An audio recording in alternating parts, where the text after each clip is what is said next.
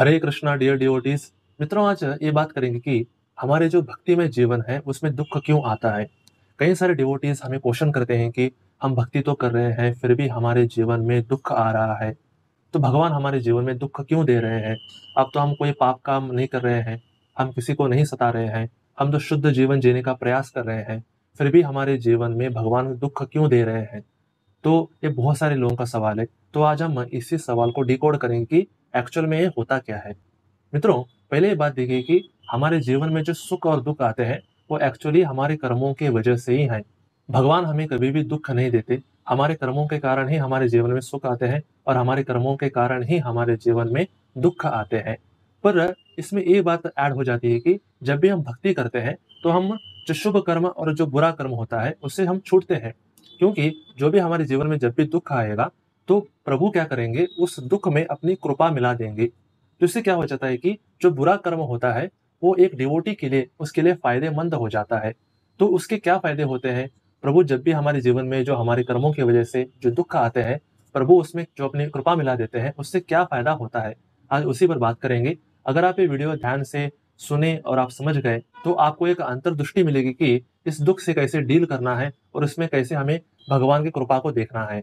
और पहला ही फायदा ये होता है मित्रों कि हमारे जो बुरे कर्म होते हैं वो कटते हैं दुखों से। जब भी एक सांसारिक व्यक्ति के लिए अगर उसके जीवन में अगर दुख आता है तो नेचुरल सी बात है कि उसका वो कर्म हो रहा है, कर्म कट रहा है, तो उसका हमेशा क्या होता है कि कुछ कर्म घटते हैं और बुरे कर्म में वो कुछ गलत काम भी कर देता है तो उसके कर्म और बढ़ भी जाते हैं। तो भक्ति में क्या होता है कि जब भी हमारे जो कर्मों की वजह से हमें दुख प्राप्त होता है तो भगवान अपनी कृपा मिला देते हैं। तो उससे पहला ही काम ये हो जाता है कि जो हमारे बुरे कर्म हैं जिसकी वजह से हम बार बार इस संसार में जन्म ले रहे हैं वो कटना आरंभ हो जाता है। क्योंकि अगर आपने कई बार सुना होगा कि अगर आपने कभी हरिनाम का महत्व के बारे में सुना हो, तो जब भी हम हरिनाम का जप करते हैं तो क्या होता है कि हमारे बहुत सारे कर्म जो है वो कटना आरंभ कर देते हैं। पर जो हम साधना वगैरह करते हैं उससे जो हमारे बुरे कर्म कटते हैं उसकी जो स्पीड होती है वो बहुत कम होती है। तो जब भी ऐसे बहुत सारे, क्योंकि हम अनंत समय से हम गलत काम करते आ रहे हैं, तो हमारे बैंक खाते में कितना बुरा कर्म है ये हम सोच भी नहीं सकते एक्चुअली। तो हाँ, अगर हम साधना करते जाएंगे तो हो सकता है कि कहीं जन्म लग जाए हमें बुरे कर्मों से छूटने के लिए।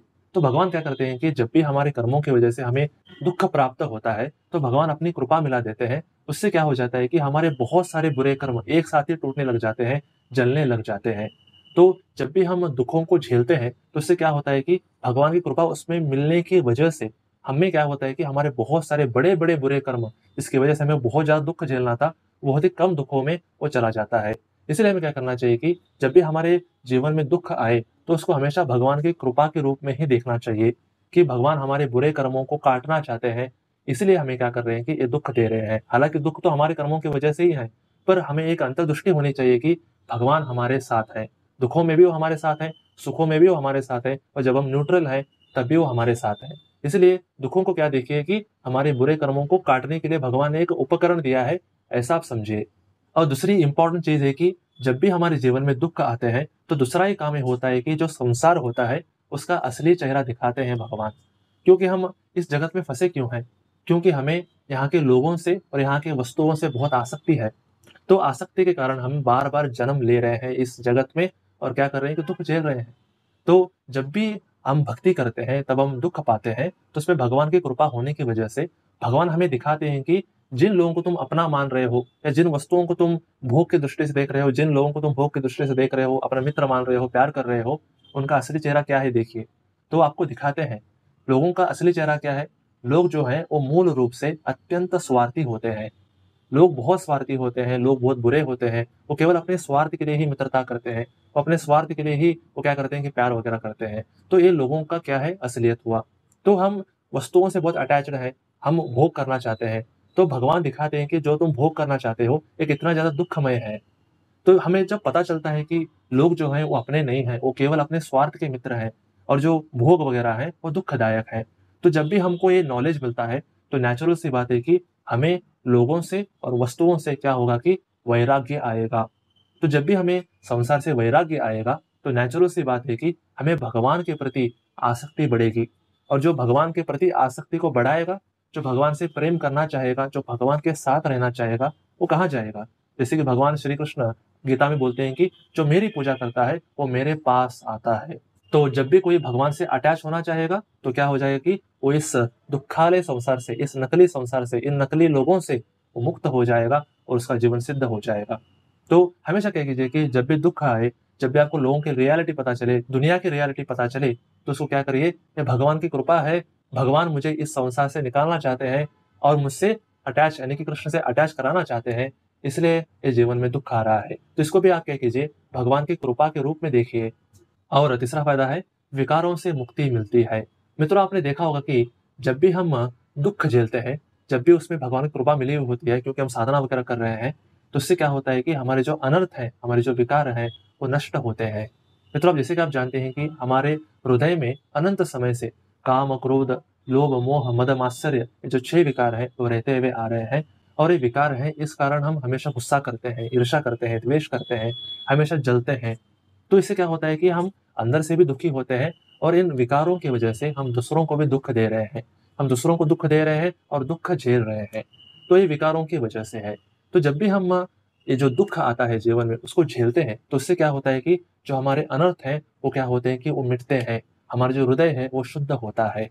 भगवान क्या करते हैं कि जब भी हमारे कर्मों की वजह से दुःख आएगा, तो उसमें कृपा मिला देने की वजह से वो साथ-साथ ही इतनी सारी चीज़ें हो जाती हैं। हमारे बुरे कर्म भी कट जाते हैं और जो हमारे अनर्थ हैं, वो भी नष्ट हो जाते हैं। संसार से वैराग्य हो जाता है, भगवान से प्रेम हो जाता है। तो ऐसे बहुत सारी चीज़ें हैं जो इंटरकनेक्टेड हैं। तो इसलिए क्या करना चाहिए कि हमें जो दुःख है, उसको भगवान की कृपा के रूप में देखना चाहिए कि भगवान चाहते हैं कि मैं शुद्ध हूँ, इन विकारों से मुक्ति प्राप्त करूँ और जो विकारों से मुक्ति प्राप्त कर लेता है, वो कहाँ चला जाता है? वो भगवान के पास चला जाता है, उसका जीवन सिद्ध हो जाता है और वो यहाँ पर भी आनंद से रहता है और भगवान के पास जाकर भी आनंद से रहता है। तो इसलिए हमें क्या करना चाहिए कि जब भी जीवन में दुःख आए, तो ये भगवान की कृपा है, मुझे भगवान शुद्ध करना चाहते हैं, इसलिए मैं इसको सहूँगा भगवान की शरणागति में रह करके, ऐसा भाव रखना चाहिए। और चौथा कारण ये है कि देहात्म बुद्धि को मिटाने के लिए हमें दुखों को झेलना चाहिए। मित्रों, जब भी दुःख आता है, उसमें भगवान कृपा मिला देने की वजह से क्या होता है कि ये जो देहात्म बुद्धि है, हम अपने आप को देह मान करके हम जो दुःख झेल रहे हैं या जो कर्मों का जो लेखा-जोखा हो या गलत कामों में लिप्त होना जो हम कर रहे हैं, इससे हम मुक्ति प्राप्त करते हैं। मित्रों, भगवद गीता के दूसरे अध्याय में श्री कृष्ण बोलते हैं कि हम ये शरीर नहीं बल्कि आत्मा है।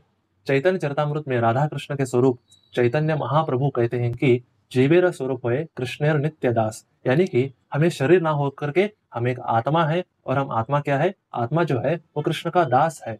यानी कि हमें शरीर नहीं है, हम कोई काले गोरे इंडियन ये वो गरीब अमीर ऐसा कुछ नहीं है। हम क्या है? हम प्रभु के दास हैं, हम आत्मा हैं। तो इस रियलाइजेशन को हमें लाना पड़ेगा अपने जीवन में।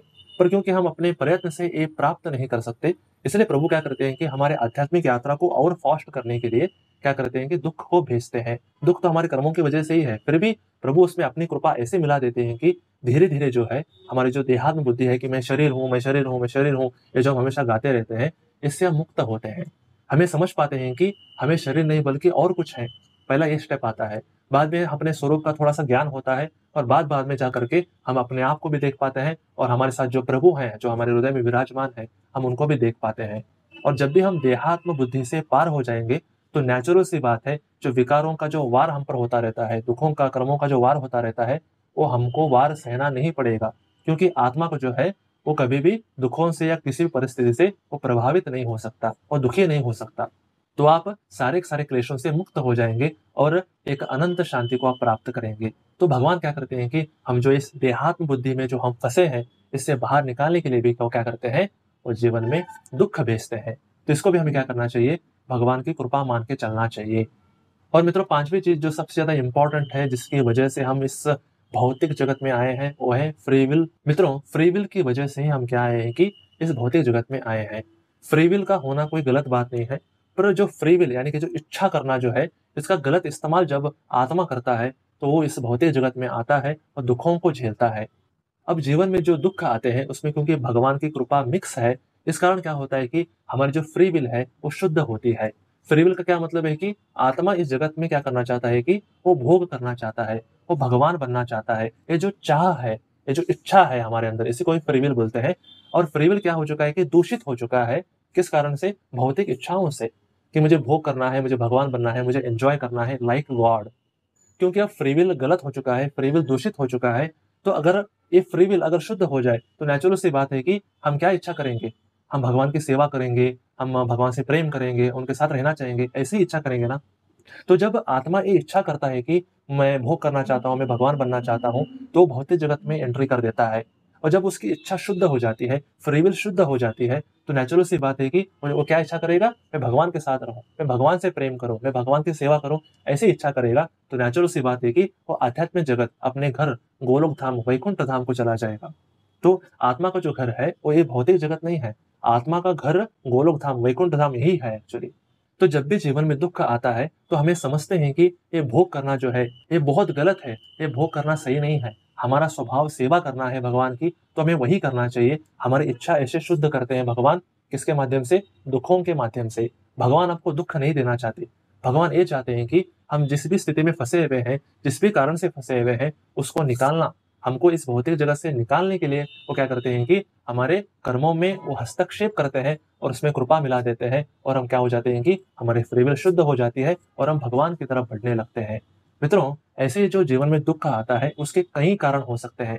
भगवान ऐसे कई सारी कृपा मिला देते हैं कि जिससे बहुत सारे फायदे हमको मिलते हैं।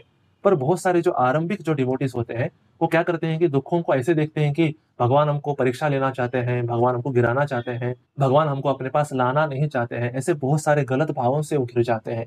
तो इससे क्या हो जाता है कि वो भक्ति छोड़ देते हैं या उनका जो आध्यात्मिक यात्रा है वो अवरुद्ध हो जाता है। तो कभी भी भगवान हमको अपने से दूर नहीं रखना चाहते। भगवान चाहते हैं कि हम उनके पास वापस आएँ। भगवान चाहते हैं कि हमें इस दुःख से, इन क्लेशों से, इन अनर्थों से और गलत आसक्ति से हम छूटें।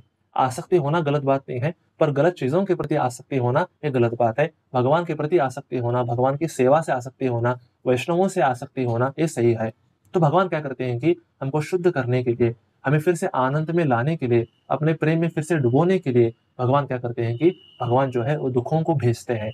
तो जो दुःख होता है, जो हमारे जीवन में आता है, ये बहुत बड़ी कृपा होती है भगवान की। तो इसलिए हमें क्या करना चाहिए, इसको हमेशा भगवान का बहुत बड़ा कृपा मान करके जितना संभव हो सके उसको सहना चाहिए। अगर कई ऐसी चीज़ें हैं जो सहन शक्ति के ऊपर हैं, तो भगवान के सामने प्रार्थना कीजिए, भगवान की शरणागति में जाइए कि भगवान हम ये नहीं झेल पा रहे हैं, प्लीज़ आप सहायता करें। तो भगवान क्या करेंगे कि आपको सहायता करेंगे, आपको शुद्ध करेंगे, आपको अपलिफ्ट करेंगे भक्ति में। इसलिए क्या करना चाहिए कि हमेशा जो दुःख है, ये भगवान की बहुत बड़ी कृपा है, भगवान मुझसे बहुत प्रेम करते हैं, मुझे अपने पास लाना चाहते हैं, वो मेरी बहुत परवाह करते हैं। इस कारण से ऐसे इसको देखना चाहिए। भगवान कभी भी बुरे नहीं होते। भगवान हमारा अहित नहीं चाहते। भगवान चाहते हैं कि हम हमेशा खुश रहें उनके साथ। तो ये उनका प्रेम है, ये उनका हृदय है। इसलिए हमेशा भगवान को नतमस्तक करना चाहिए, उनकी शरणागति में रहना चाहिए और जितना संभव हो सके दबा के उनकी भक्ति करनी चाहिए। इससे क्या होता है कि हम मुक्त होते हैं इस भौतिक जगत से। हम कृष्ण प्रेम प्राप्त करते हैं और अपने घर गोलोक धाम को, वैकुंठ धाम को हम वापस चले जाते हैं। इसलिए आप क्या कीजिए, दुखों को भगवान की कृपा के रूप में देखिए। तो बस इतनी ही बात है। अगर आपको कोई अन्य डाउट हो तो आप क्या कर सकते हैं, हमसे पूछ सकते हैं और हम ट्राई करेंगे कि आपकी सहायता हम कर सकें। तो आज के लिए बस इतना ही। हरे कृष्ण।